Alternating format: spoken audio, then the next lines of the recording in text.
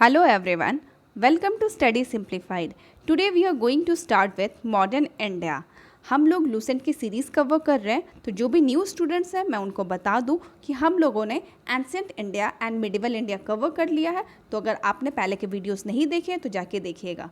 Today we are going to start with modern India, जिसका chapter है, पहला chapter है एक्सपेंशन ऑफ ब्रिटिश पावर। इसके पहले हम लोगों ने लास्ट क्लास में एडवेंट ऑफ यूरोपियंस करा था, जो कि मैंने मिडिवल इंडिया के प्लेलिस्ट में डाला है, क्योंकि लूसेंट में मिडिवल इंडिया में वो कवर है। ओके, तो देखो हम लोगों को पता है कि ब्रिटिश के साथ कई यूरोपियन ट्रेडर्स आए थे, ठीक है। बट क्या होता है कि ब्रिटिश अपने कॉम्पिटिटर्स को हरा के दे इमर्ज एज सुप्रीम पावर, और उन्होंने कैसे एक्सपैंड किया ये हम लोग को देखना है। तो सबसे पहले वो बंगाल में एक्सपैंड किए, then Mysore, then Punjab, and ऐसे करते करते पूरे इंडिया में। तो देखिए आज हम बंगाल के बारे में पढ़ेंगे। तो बंगाल में उस समय रूलर कौन थे ये जानना हम लोग को ज़रूरी है, एंड उनके सक्सेसर्स कौन थे, एंड ब्रिटिश ने कैसे एक्सपैंड किया हम देखेंगे। एक कंपनी, ठीक है, ब्रिटिश जो एक कंपनी थी इंग्लिश ईस्ट इंडिया कंपनी, सो वो एक कैसे एम्पायर बन जाती है वो हम लोग देखेंगे। तो देखिए आपको कुछ नाम याद करना है, मैं बताते जा रही हूँ। पहला नाम आता है Murshid Quli Khan. Okay, he was appointed as Bengal subedar, that is governor by Mughal emperor Farrukhshah. आपको याद रखना है कि ये बात है 1717 की, जिस समय मुगल एम्परर फारुखशाह का रूल चल रहा था। तो उन्होंने क्या किया, मुर्शिद क्वाली खान को अपॉइंट किया एज बंगाल सूबेदार, प्लस इन्होंने उनको गवर्नरशिप ऑफ उड़ीसा का भी ग्रांट दे दिया, ठीक है।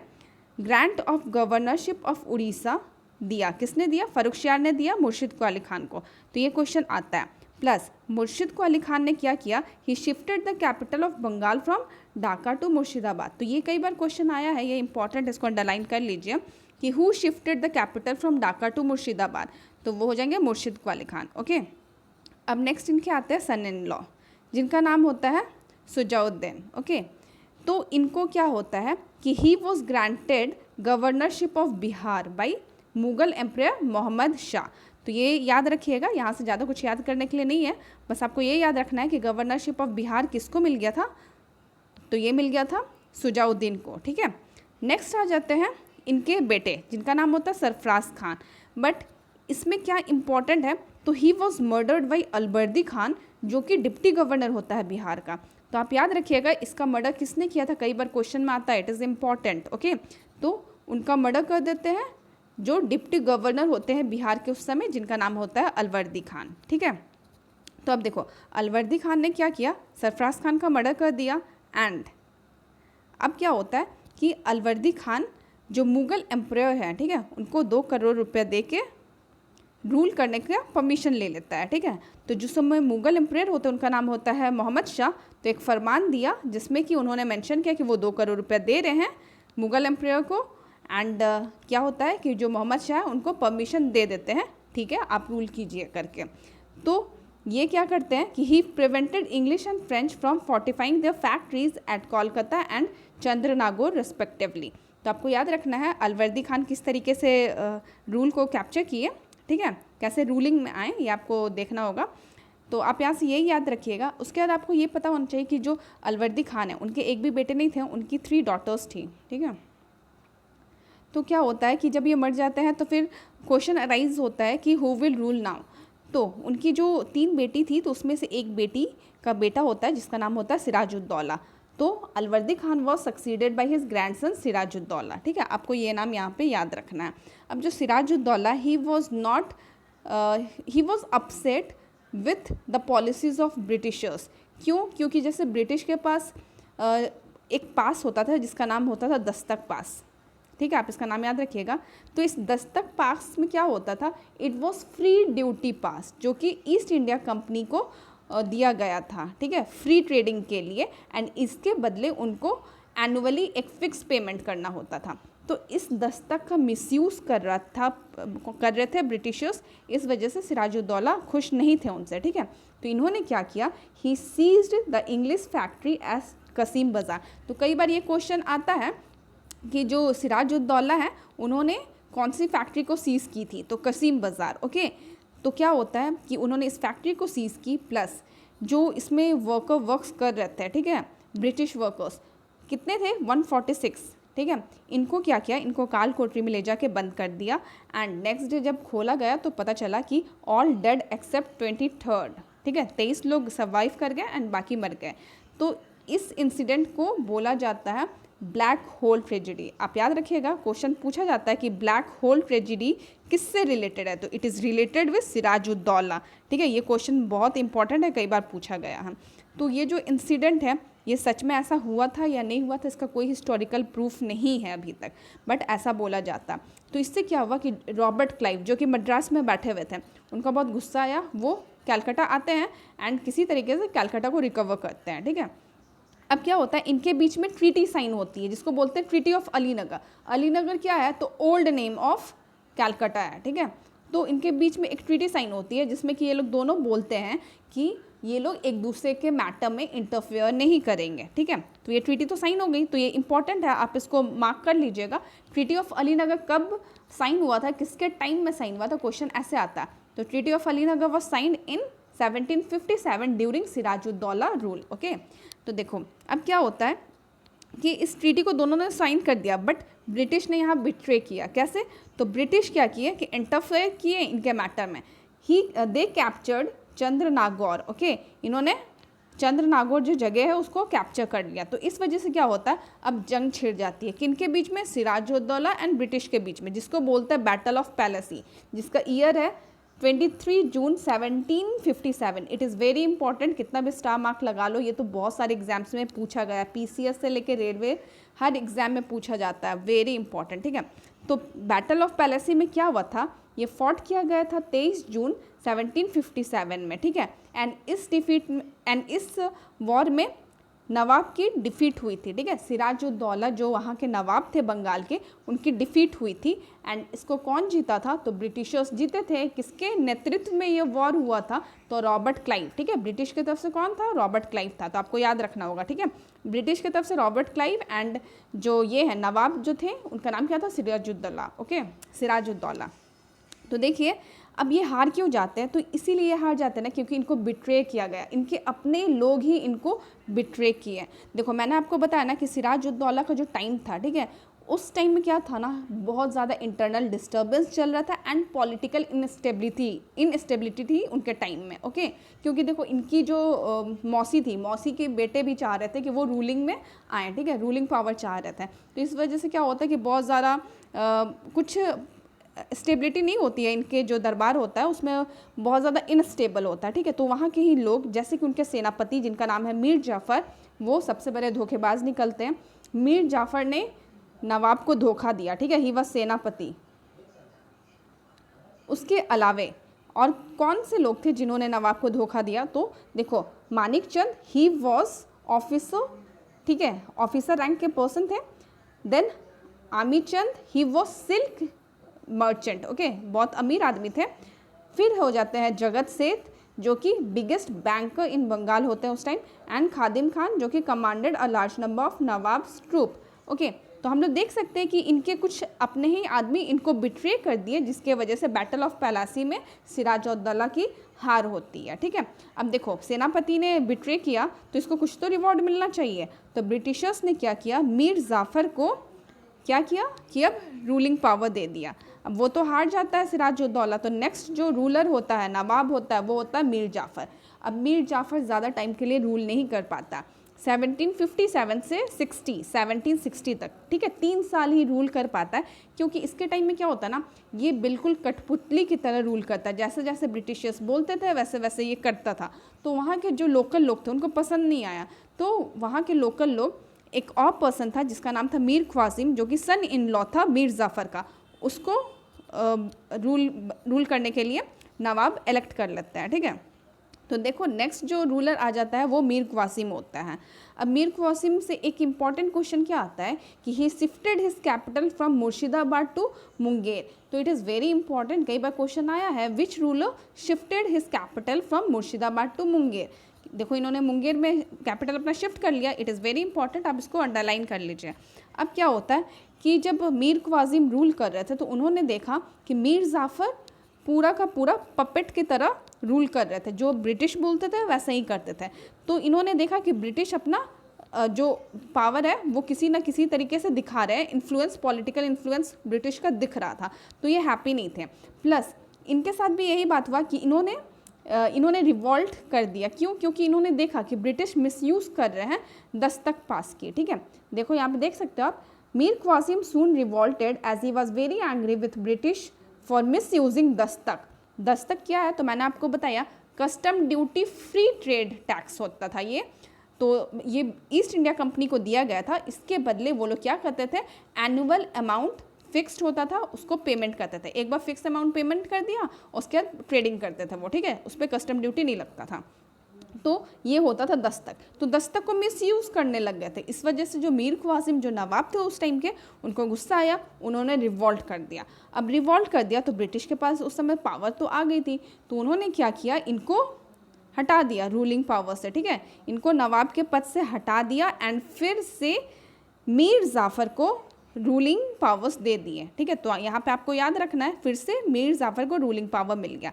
अब क्या होता है कि जब मीर ख्वासिम अपने पोस्ट से हट जाता है तो वो अवध जाता है। ठीक है, अवध में वो मिलता है किससे, तो शुजा-उद-दौला से, जो कि अवध के रूलर होते हैं। प्लस वहाँ पे एक और आदमी रहता है जिसका नाम होता है शाह आलम, जो कि मुग़ल एम्परर होते हैं।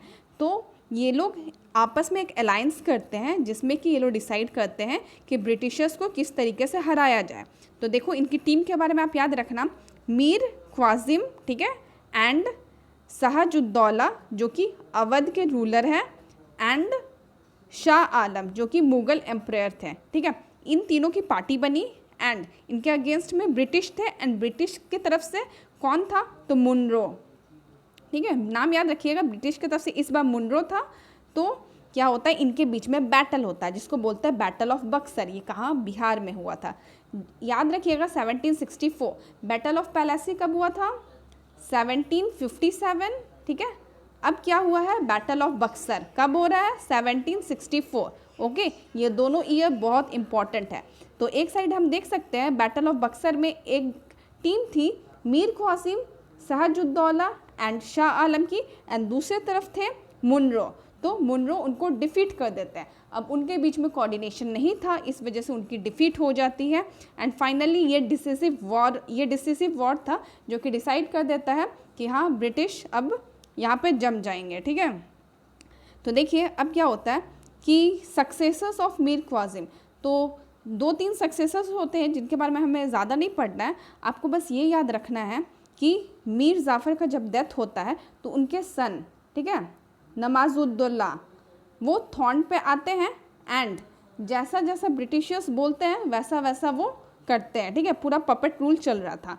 तो इसमें क्या होता है कि एक ट्रीटी साइन की जाती है जिसमें nawab was to disband most of his army and to administer Bengal through deputy subedar appointed by the company. अब देखो ब्रिटिशर्स अपॉइंट करेंगे किसको, डिप्टी सूबेदार को, एंड वो एडमिनिस्टर करेगा बंगाल को। अब ये चीज़ हो गया। अब नवाब भी है प्लस डिप्टी सूबेदार भी होगा जो कि अपॉइंट करेगा कौन, तो British company, English east India company. Okay, अब ये चीज़ हो गया, तो आपको ये याद रखना है। एंड ये जो बैटल ऑफ बक्सर हुआ, इसके बाद 2 ट्रीटी साइन हुई इलाहाबाद की। ठीक है, 2 सेपरेट ट्रीटी ऑफ इलाहाबाद किसके साथ साइन हुई, एक तो साइन हुई शाह आलम II के साथ एंड दूसरी साइन हुई शाह-उद-दौला के साथ। ठीक है, तो आपको याद रखना है बैटल ऑफ प्लेसी के टाइम में कौन सी ट्रीटी साइन हुई थी, जो सिराजुद्दौला थे, तो उस time treaty of Alinagar sign हुई थी। Okay, and battle of Buxar के टाइम में कौन सी ट्रीटी साइन हो रही है, तो 2 ट्रीटी साइन हुई है, ट्रीटीज़ ऑफ इलाहाबाद, एक शाह आलम के साथ, एक शाह-उद-दौला के साथ। तो आप इंपॉर्टेंट है ये याद रखिएगा, VVIA PCS वगैरह में बहुत पूछता है, ये क्वेश्चंस आते हैं। ठीक है, तो चलिए यहाँ पे हम लोगों ने देखा। अब नेक्स्ट आ जाता है ड्वेल गवर्नमेंट ऑफ बंगाल। अब ये ड्वेल गवर्नमेंट ऑफ बंगाल मतलब क्या है, तो देखो इसका मतलब ये है ड्वेल सिस्टम ऑफ एडमिनिस्ट्रेशन। अब ये क्या होता है तो मैं आपको डिटेल में बताती हूँ। तो पहले तो आप ये देखो कि dual government of Bengal started in 1765। ठीक है, 1765 में ब्रिटिश की तरफ से कौन था, तो रॉबर्ट क्लाइव थे। ओके, एक मिनट मैं यहाँ लिख देती हूँ। 65 में रॉबर्ट क्लाइव थे। ओके, एंड जब ये ड्वेल गवर्नमेंट ख़त्म हुआ 1672 में, तब ब्रिटिश की तरफ से कौन थे? तो वॉरेन हेस्टिंग थे। तो आप इसको याद रखिएगा, पूछा जाता है कि ड्वेल गवर्नमेंट ऑफ बंगाल को ख़त्म करने वाले इंसान कौन थे? तो वो थे Warren Hasting. It is very important, आप इसको नोट डाउन कर लीजिए, ठीक है। तो देखिए क्या होता है, the company acquired both Diwani and Nizamat right from Nawazuddaula the nawab of Bengal. अब मैं आपको बताती हूँ कि दीवानी राइट्स और निज़ामत राइट्स क्या होता है। तो देखो, दीवानी राइट्स में क्या होता था ना, right to collect taxes, land revenue, okay, right to collect taxes, जो कि बेसिकली लैंड रेवेन्यू होता था, वो दीवानी राइट्स कहलाता था, ओके। एंड ये किसके पास होता था? तो ये दीवान के पास होता था। Diwan was in charge of Diwani rights. And किसके बिहाफ में? तो एम्परेयर के बिहाफ में, ठीक है। इतना समझ में आया। अब निज़ामत राइट क्या होता था? तो निज़ामत जो है वो सिविल एडमिनिस्ट्रेशन होता था, ठीक है। एंड इसको जो देखते थे वो सूबेदार होते थे, ठीक है। अब आप मेरे को बताइए, जो दीवानी है, दीवानी राइट्स, उसके इंचार्ज कौन थे? दीवान थे, ठीक है। एंड जो निज़ामत राइट है उसके इंचार्ज कौन थे? तो सूबेदार थे, ठीक है। अब क्या होता है कि ड्वेल गवर्नमेंट में ये जो दीवानी राइट्स है ना, it was given to East India Company. And जो निज़ामत राइट है वो it was given to Nawab of Bengal, okay. अब देखो, एक ही किंगडम है, उसमें दीवानी राइट्स के लिए कोई और देख रहा है और निज़ामत राइट्स के लिए कोई और देख रहा है, तो ड्वेल गवर्नमेंट हो गया ना। तो इसी तरीके से देखो, इसको साइन करने वाले जो थे पर्सन, वो थे निज़ामुद्दौला, ठीक है। इनके ही थ्रू ऐसा किया गया। ये कौन थे? तो ये उस समय नवाब थे बंगाल में। तो the company acquired Diwani and Nizamat right from Nawazuddaula. तो ये याद रखिएगा, इनका नाम इम्पॉर्टेंट है। But the company did not take over direct administration and revenue collection. यहाँ पे बता रहा है कि direct administration and revenue collection तो कंपनी ने नहीं लिया, इनडायरेक्ट लिया, ठीक है।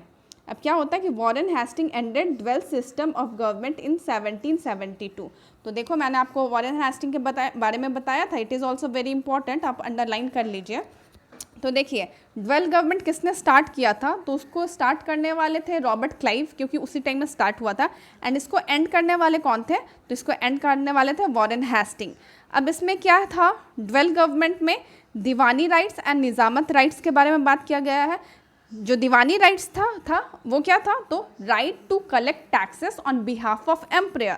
निज़ामत राइट क्या था? तो वो सिविल एडमिनिस्ट्रेशन से रिलेटेड था, जो कि that was given to Bengal of nawab, ठीक है। नवाब के बंगाल को, सॉरी, बंगाल के जो नवाब थे उनको दिया गया था, ठीक है। एंड जो दीवानी राइट्स है वो ईस्ट इंडिया कंपनी देख रही थी। तो इस तरीके से जो ड्वेल गवर्नमेंट है वो आप समझ गए होंगे, ठीक है। तो ये भी इंपॉर्टेंट है, यहाँ पे ईयर आप याद रखिएगा किसने स्टार्ट किया एंड किसके टाइम में ये ओवर हुआ, ओके। तो चलो, हम लोगों ने बंगाल कर लिया। नेक्स्ट हम लोग को मैसूर करना है। तो मैसूर हम लोग नेक्स्ट वीडियो में देखेंगे कि मैसूर में ब्रिटिश ने कैसे एक्सपैंड किया था। एंड फाइनली पंजाब करना पड़ेगा हम लोग को। उसके बाद ये टॉपिक ओवर हो जाएगा, फिर हम लोग नेक्स्ट चैप्टर में चलेंगे, ठीक है। तो चलिए, आज के लिए इतना रहने देते हैं। अगर आपको कोई क्वेरी है तो आप कमेंट बॉक्स में पूछिएगा। And if you want to recommend anything, please do it in comment box. Thanks for watching.